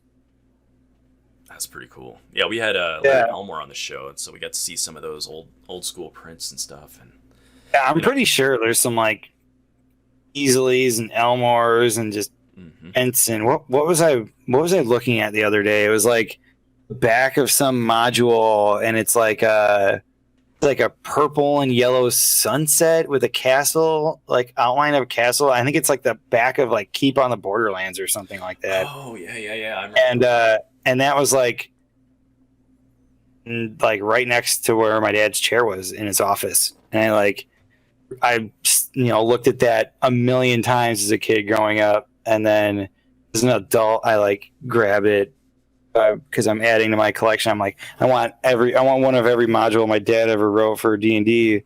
So that's one of the things I've been collecting.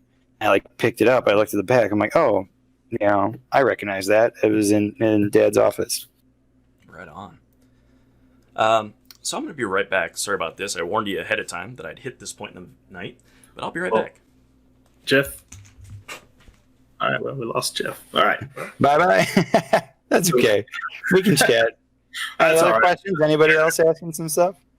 I'm sorry, what'd you say? Any other fan questions or anyone in the chat? We didn't have any more coming in after that. I was going to mention to Jeff is we are almost at the 10-minute till mark, and that's usually when we kind of start a lot of our outros and talking a little bit about what we going on around here. So we do appreciate you coming here on the show, taking time to come talk with us. Obviously, we were super excited to get to have you come here. Yeah, I'll come back again. Just let me know.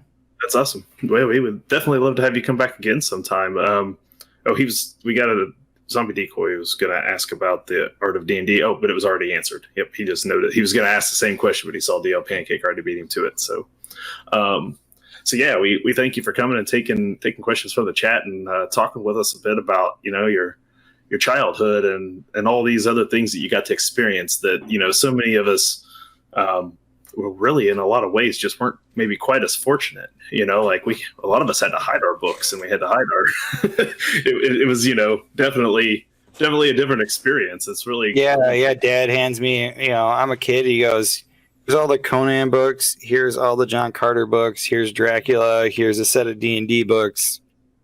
Here's some dice. Go down the rabbit hole. Here's some miniatures. Here's some paintbrushes. Yeah, those are some great source materials there for sure. Yeah, sorry about that. That's okay. I was just saying we're actually at the 10-minute mark here, Jeff. So this is usually when we kind of do our outros anyway. So yeah, I know. Critical mass was reached about 20 minutes ago. I was going to make it this time, Jeff. I really did. I did too, but that was not in the cards. So yeah, we are winding down, but man, thank you so much for coming and joining us tonight. It's been an honor. And no problem. Anytime. Absolutely. Now, do you have anything you would like to plug before we go? Oh, Geneva Games, they're great. Mark's great. Visit them anytime you're up for GaryCon. Feel free to get a hold of me. I'm on Facebook and Twitter and Instagram and pretty much all that stuff. The one thing I do say, I get a lot of friend requests and this and that. Drop me a message, say, hey, I'm a gamer or where you met me or, start a conversation up because, it really helps to, meet new people like that and make new friends. Absolutely. We did have a last couple questions here, it looks like. So we'll make sure we squeeze them in here before we get out. Air Laser wants to know if you have a favorite food. I guess we're getting to know all your favorites. Yeah, I know. Lots of favorites tonight. Favorite food. Well, I don't know if I have a favorite, but I really enjoy a good roast leg of lamb. Oh, nice. That was not the answer I would imagine I was going to hear. That's a good answer. Yeah, that was my dad and I both very much enjoy a nice slow roasted leg of lamb, properly cooked. He liked the mint jelly, but when I cook it, you don't even need it. And that kills the flavor. Now your DM here, Mark, says, "Don't forget the OK Grognard show on Twitch." Oh yeah. Mark's got a Grognard show going on. And let's see. One other question I saw pop up was for asking your favorite edition, which I know you kind of touched on earlier. They may not have been here. First edition's the only one that's got the name on the front. That's right. Yeah, or Legendary Adventures, as you said. Those two. That's pretty much it. That's all I never, and people ask, once again, Stefan comes up in conversation, but people ask him, you ever play anything else? He's like, why? I don't need it. I don't need anything else. Everything's right here. If you want to change the rules, just change the rules, do whatever you want to do. It's just an outline for whatever you want to do. Yeah. And we had Stefan on the show, and he echoed exactly that same sentiment, that he plays first edition, never moved on. No. I mean, it's cool. I think it's so hard. There's so many editions. There's so many games. Mm-hmm. People's lives are so short. You gotta. If you're into, I have friends that are into dissecting game mechanics in different role playing games, and they've played 100 different role playing games. And if that's what you're into, awesome. But when I'm playing RPGs, I kind of like that nostalgic feeling, and that gives it to me. So yeah, and you're right at the heart of the nostalgia too. So we totally can understand why your position would maybe not move on I don't think I'd be here if it wasn't true. Right. You guys wouldn't have this show. I wouldn't be on it if it didn't have such a strong appeal to the nostalgia and it didn't made everybody feel good. Just this remembering, like, I'm telling the story about when I was a kid going to the Game Guild, play with my dad next to me. Great times, some of the best times of my life. And then maybe relive that a little bit when I roll those AD&D dice. Yeah. Now Mark there has dropped links. It looks like for the Twitch and YouTube for his the OK Grognard show. So we encourage everybody to take those links here after the show and go follow them in those places. Yeah, and Mark, be sure to join the Discord. There's a section for promoting yourself on there. So if you guys are going live and you want to let people know, we've got a fairly large community now, and if you come on, just post it away. Keep the community together and growing. Absolutely. We do what we can around here, and we do it with a whole lot of content. So why don't we talk a little bit about that content we got going on here, Jeff, as we are now approaching about the 5-minute tell mark. Yeah, that's true. I guess we got to get through it because it takes us like 10 minutes nowadays. It's getting longer all the time. Yeah. So we obviously we're here Monday nights here doing the Wisdom Check. And that is our talk show where we bring on guests. We talk about things that are at least tangentially related to the hobbies. And we've had a bunch of different people on. If you are a fan of kind of this style of content, we've got all of it up on our YouTube channel. So let me get that linked for you there. That's right. You can also find it on iHeartRadio, Spotify, iTunes, like basically wherever podcasts live. We've got it distributed out there. So I think this is episode like 67 maybe. So there's a lot of content back there. Over a year and a quarter now and never missed a Monday. So we're knocking them out here. Congrats. Thank you very much for that. Yeah, it's been good. We've got a really been blessed really to have a lot of amazing people come on and join us, take the time like you've done to spend that time with us and our audience. And we're really blessed. It's just an amazing very proud. We haven't had a repeat guest yet. So it's been great. It's been a good run. That brings us up to Tuesday. Tuesday's a day where one of our members of the group. What's that? Before you go on, let's mention that this is going to be kind of a special episode next week. Oh, because we have somebody making their debut on the Wisdom Check next week. Because I won't be here. I have to work to cover a coworker. So next week, filling in for me will be Bardic Knowledge's very own Cam. Cam's going to come on. The Cam. He'll be here talking with Jeff and talking about some music. Yeah, So, his show that's on our channel is about, that's him, Rezanhan, in the chat there. His show is about making music for gaming. We talked a lot about how important it is to engage the senses, in different ways and to find ways to engage your players. And so he's been doing an awesome job of making music for our games that we've been lucky enough to listen to in the last couple of game sessions we've had. And it makes a big difference. So we're going to talk to him a bit about his show and like how it works. Why different pieces of music influence players in different ways, and it's pretty sweet. chat never lets me down. We mentioned Cameron's going to be on here, and the first thing they mention is that Cameron has to pay attention and read chat for once. So they're already on him. It's an inside joke for those of you who are new here. It's been a long-term joke between us friends that Cam can't read. He can, I think, but at least he fakes it pretty well. But anyway, on Tuesdays at 8 p.m. Central Standard Time, he does a show, and I don't know what he's working on this next week, but he's recently been doing some like cyberpunky stuff. He did theme songs for each of our characters, and he's done some kind of background music to kind of go along with just kind of like random scenes that we have. So he goes through and uses all sorts of cool technology. He talks about music theory and all that kind of stuff, and it's a lot of fun. So definitely check that out. Wednesday nights are Pathfinder 2e that I run, and that's the one where you guys in the chat get to really influence things. So if you want to buy rerolls, you want to have wild effects occur from our cleric that casts magic and it goes awry, that's where you show up to do that. So there's a lot of interaction. It's a lot of fun. People seem to enjoy it. And there's been a recent thing where people make up fake facts about me, and it's hilarious. So They're pretty good. Yeah, be sure to kind of go through there and enjoy that. After that, we have another show that I can't tell you when it happens because our DM, we lost Alex, looks like, but our DM rarely kind of hangs out with this and tells us when he's going to do things. But it looks like tomorrow at 5 p.m. to 7 p.m. Okay, there it is. You just announced it. Alex, I think we got you back there. Yeah, I'm back. Perfect. Sorry DM about that. happening tomorrow, 5 p.m. to 7 p.m. Sounds like. So typically he doesn't have a schedule, so you kind of have to be on the Discord to know when it's going to happen. And in this case, 5 p.m. to 7 p.m. tomorrow, Levi is going to be doing artwork, and he has been putting together images for all of our characters. And much like the Bardic Knowledge, he goes through and he's kind of talking about some of the theory behind the art. He's showing you how he does things through Photoshop. He is an art teacher, so he knows his stuff, and he does some amazing work. And that's going to be a lot of fun. So definitely tune into that. His video content is also on our YouTube, so go check that out.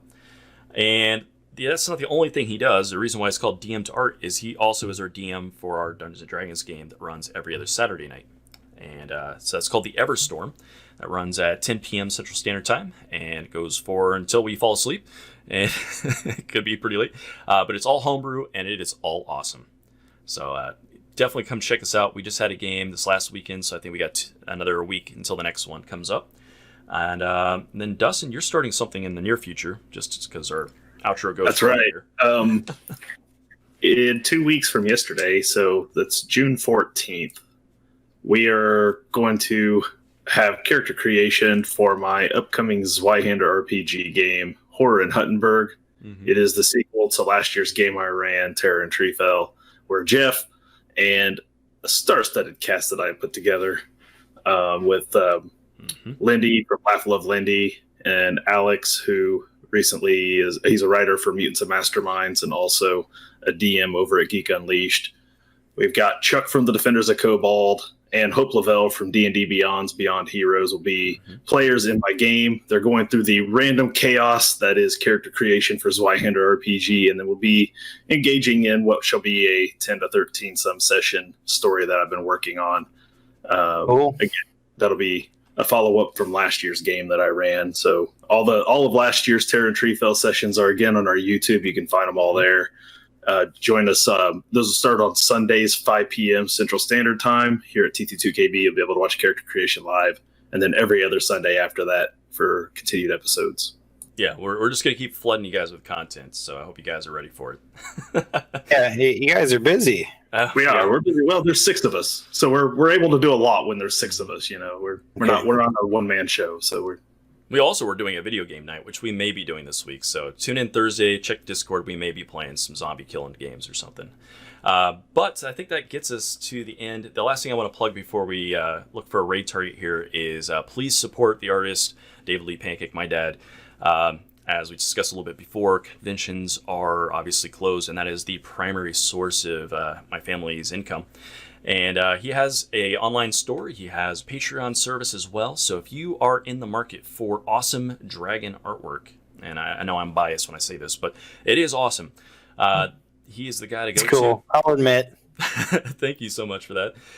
Yeah, so if you want one of those giant trophy heads of a dragon, if you want sculpts, if you want to see him going live, also he's doing his artwork now on Twitch. He just hit affiliate. Congratulations, Dad. Appreciate that.